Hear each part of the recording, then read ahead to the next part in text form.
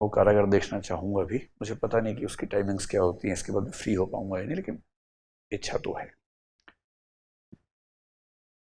झारखंड में जो दो और जगह देखने का मेरा मन करता है, एक देवघर बहुत प्रसिद्ध है। पिछले 4 दिनों में हमारे 2 साथी वहां शहीद हुए हैं, मतलब उनकी शादी हुई है।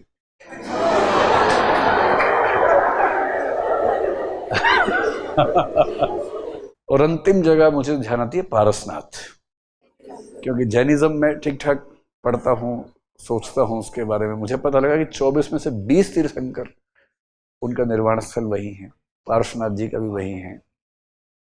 कितनी गजब की बात है, एक धर्म के 24 तीर्थंकरों में से 20 का निर्वाण एक ही जगह हुआ हो। अभी चर्चाओं में भी रहा, कुछ दिन पहले खूब डिबेट चल रही थी, टूरिस्ट स्पॉट बनाना है कि नहीं बनाना है, उस पर खूब बात चल रही थी, तो इंटरेस्टिंग है।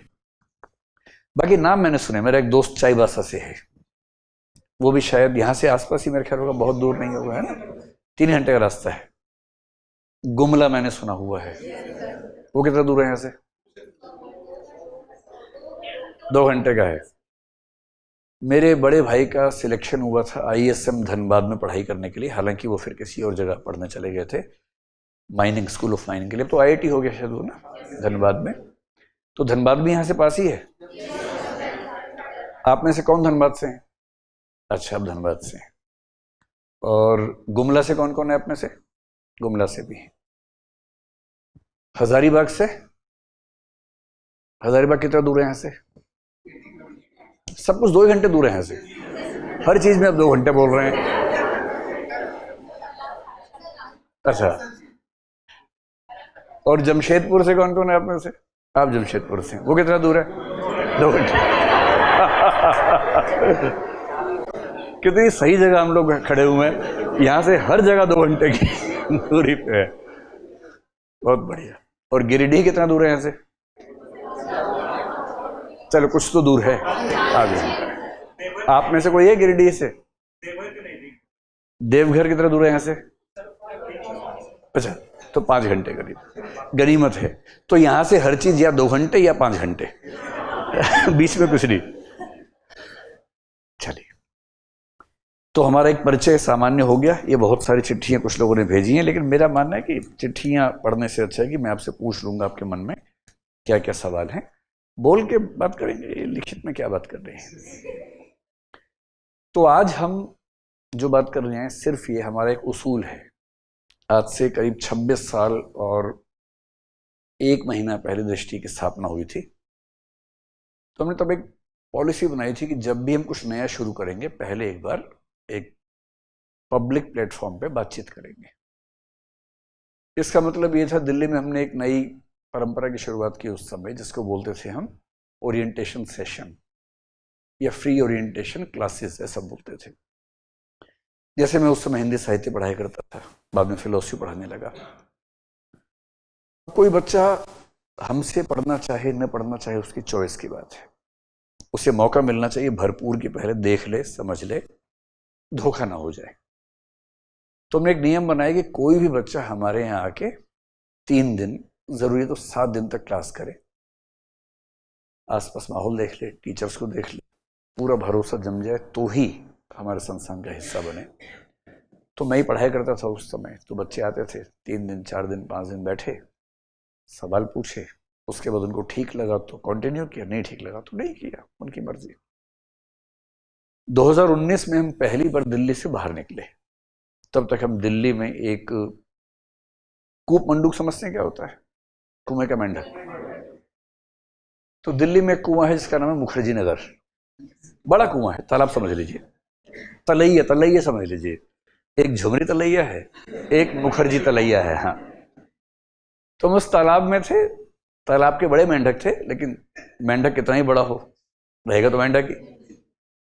तो हमारे कुछ साथियों ने कहा कि नहीं, अब हमें दिल्ली से बाहर निकलना चाहिए। तो मेरे तो बहुत मन नहीं था, पर जब उन्होंने कंसिस्ट किया तो मैंने ठीक है, आप तो कर लीजिए।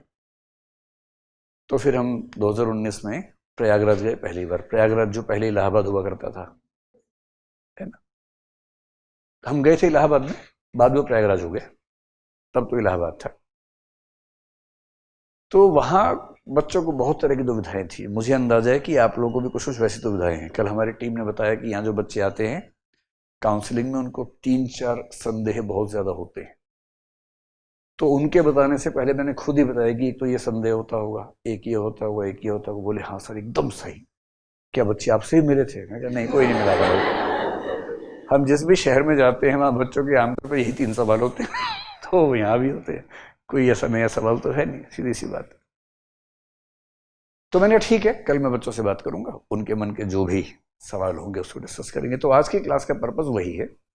देखिए, व्यवसाय की दुनिया का उसूल तो ये है कि जल्दी जल्दी एक्सपेंड करना चाहिए। हम उसके एकदम विपरीत है, हम बहुत धीरे चलते हैं। मैं तो साहित्य का विद्यार्थी हूँ, कबीरदास का फैन हूँ बहुत बड़ा। मेरे सबसे प्रिय व्यक्ति पूरे ब्रह्मांड में अगर कोई एक हो तो कबीरदास है, बाकी सब उसके बाद आते हैं।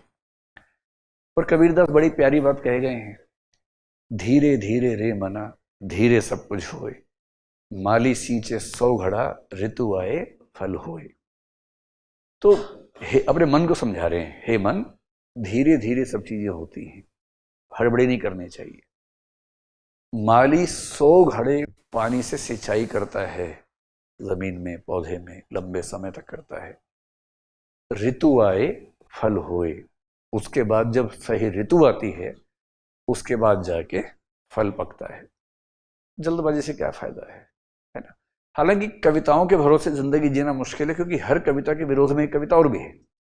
जैसे काल करे सो आज कर, आज करे सो अब, पल में परलय होएगी बहुरी करेगा कब। अब ये वाला माने कि वो वाला माने समझ में नहीं आता है, बड़ा मुश्किल हो जाता है कविताओं में।